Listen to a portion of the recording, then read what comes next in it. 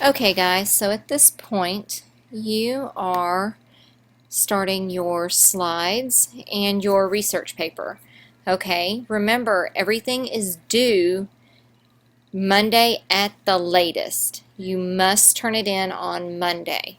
Okay, so if you're not to the point that you need to be at, then you need to seriously think about what you're doing and how you're spending your time, and possibly going and working on your slides at home and your paper.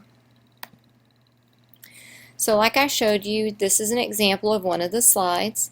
Okay, I have what the species is, a little bit of information, the picture, and where I cited the information. Remember, that's on one of the previous videos. So here's one it's a good student sample. It's got a map, but as you can see, I put a note here that says need to cite where the pictures came from. You get points for that. Okay, and then right here it says where brown snakes are, not where they originated from. We need to focus on Texas. Make sure that you pay attention to any notes that I put in your slides and that you go back and you fix them. Okay?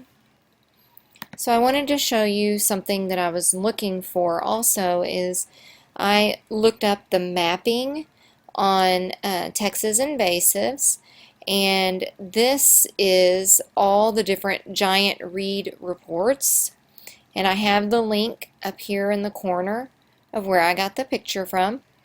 And if you look down here, this is from 2017, so it's very current. So that's an important thing. And then here is another slide. So it's beech she oak and a few bullets about it, the picture and the link. So this is what it's going to look like when you go to give your presentation. You'll say, okay, so the carp is found in 22 states including Texas, and the reason why it's an invasive species is because it's hurting the population of bass.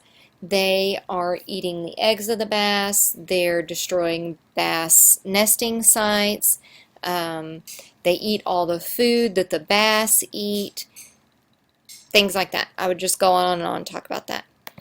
So on a slide like this, I would talk about, okay, so this is where brown snakes came from, and they came to the United States by climbing onto airplanes, and when the airplanes land in the United States, the snakes fall out of the airplane and got on U.S. soil.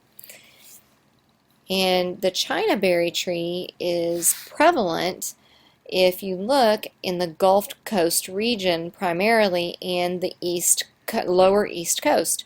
And look at this, Hawaii is full of China berry trees. So it's not just a problem for Texas. So this is how you would talk about it in your presentation. The giant reed reports, the most recent data reports are showing these areas of Texas. This is the most recent data from 2017, and as you can see, it is this region of Texas that it is most populated with, and that reason being is because of the soil or whatever you found on your research that would explain why it is so heavily populated in this area. And then, like for example on this one, the beech she oak is of course found on the beaches. It loves to grow in the sand, and what it does is the natural grasses that grow in the sand dunes are not allowed to grow around this beech she oak because it kills everything around it. It's poisonous and it sterilizes the ground. That means nothing else will grow in it because of the poisons that are in the roots and in the sap and in the needles when they drop. The only way to really get rid of this is by removing it by hand. Poisons don't really work on it.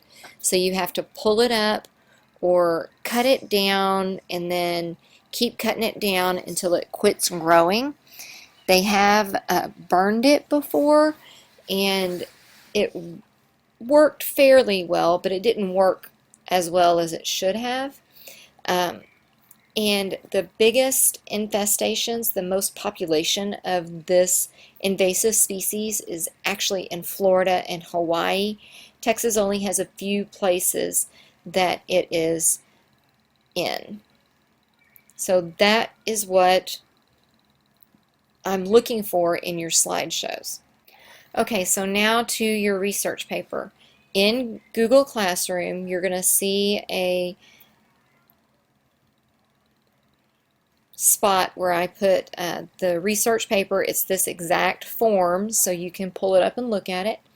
And I also have the invasive species slideshow that I just went over with you, so you can go back and look at it. So let's talk about this. It says the font size 12 and only Arial or Times New Roman. So I'm talking about when you click here, you can only use Arial or Times New Roman. Okay, that's the only two you can use. The font size needs to be 12. Okay, and then where it says format, it needs to be double spaced. So you click right here and you go to double. Okay, and that puts the extra spacing between the lines. Now, a lot of you guys have asked, well, how do I do it? Do I write one paper for the insect and one paper for the plant? No, that's not how I want it. I want you to combine the two. Figure out a way to combine them. You can do subheadings, you can do whatever you want. The format, other than it's double spaced, and the type, that is the only thing that I really care about. Okay, everything else is up to you, however you want to do it. Okay, the big thing here is it needs to clearly state what you learned about these two invasive species. You can also use this paper to help you present to the class for your final exam. What I do not want is your question and the answer. Your question and the answer. This needs to be your own words. This needs to be put into your words so that when I'm reading it, I can hear your voice. Remember to look at that blue piece of paper or go back and look in the documents in the Google Classroom to make sure that you're in the area that you want, earning the points that you want to get the grade you want as you go through this paper. If you have any questions, just ask the substitute that's there if you need help with anything. Okay? Good luck, and I'll see you on Monday.